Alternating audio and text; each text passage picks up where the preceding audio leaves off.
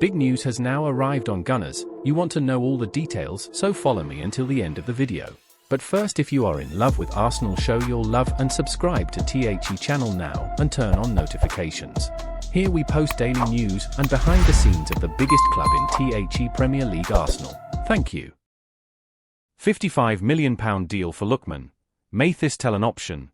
Arsenal's transfer verdict after Watkins' decision. As the January transfer window heats up, Arsenal's pursuit of Ollie Watkins from Aston Villa seems increasingly challenging. With Villa approving another transfer, it looks like the Gunners may end up empty-handed. John Duran is on the verge of a significant move to Al Nassr in Saudi Arabia, leaving Watkins as Unai Emery's sole available striker. Unless there are unexpected hiccups in Duran's departure, Arsenal may miss out on securing Watkins. As the transfer window rapidly approaches its close, Mikel Arteta faces the prospect of losing the chance to bring a fresh face to his attacking lineup. However, there's still time for a deal to materialise, with several intriguing options available. The news surrounding Arsenal's bid for Watkins was surprising, particularly given the details of the fee involved.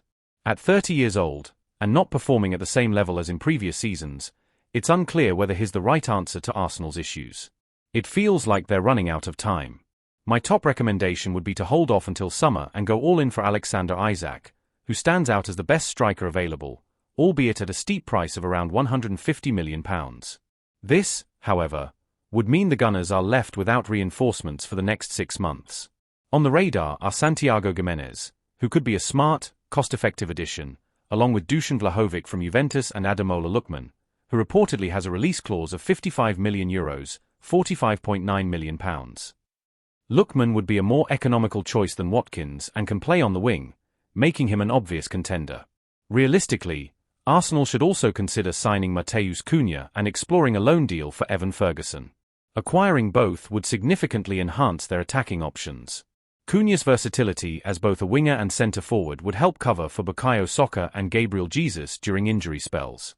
If both are sidelined, as they are currently, Cunha could easily step into Saka's position, with Ferguson leading the line.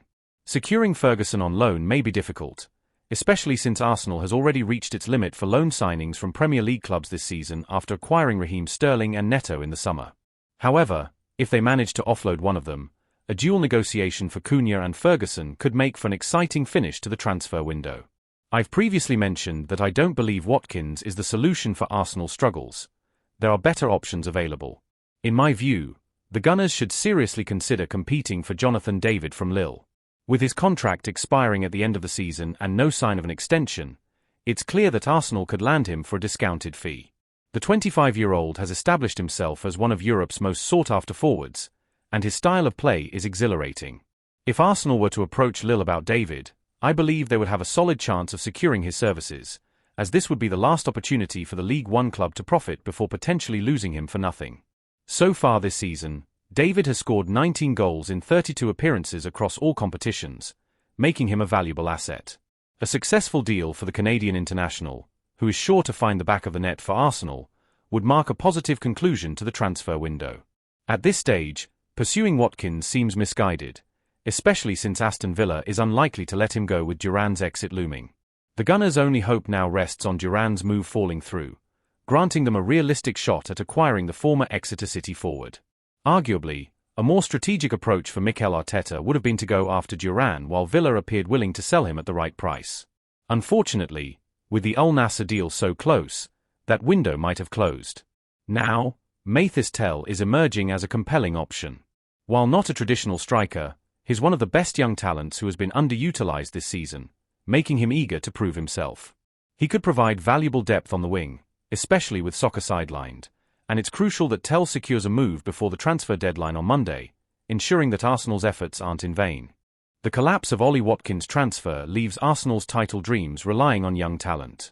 Arsenal is facing a tough challenge in their pursuit of Ollie Watkins, and if the late transfer attempt falls through, their hopes for the Premier League and Champions League titles could be in jeopardy. While the trip to Girona was initially seen as a crucial match, it has quickly shifted focus to the club's off-field activities, particularly the late-breaking news of an offer for Watkins.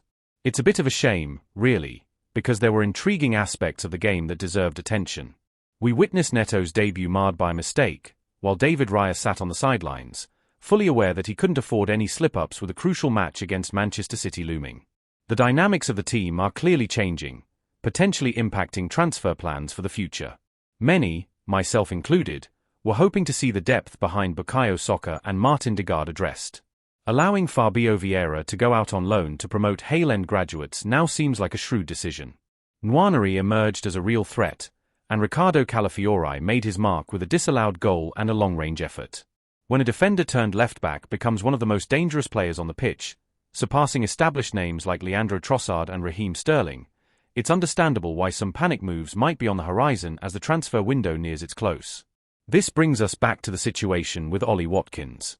According to Football.London, despite Aston Villa's irritation with the timing of Arsenal's bid, the offer was made before Wednesday night's matches.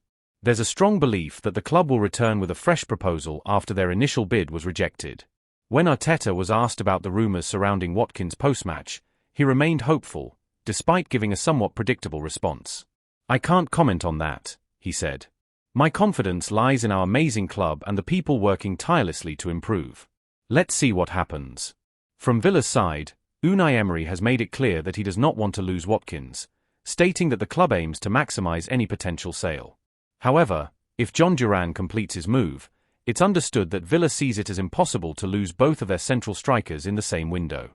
With the Saudi transfer window closing soon and Duran's deal nearing completion, the likelihood of Watkins' departure now seems incredibly slim. So where does this leave Arsenal? The situation isn't looking great.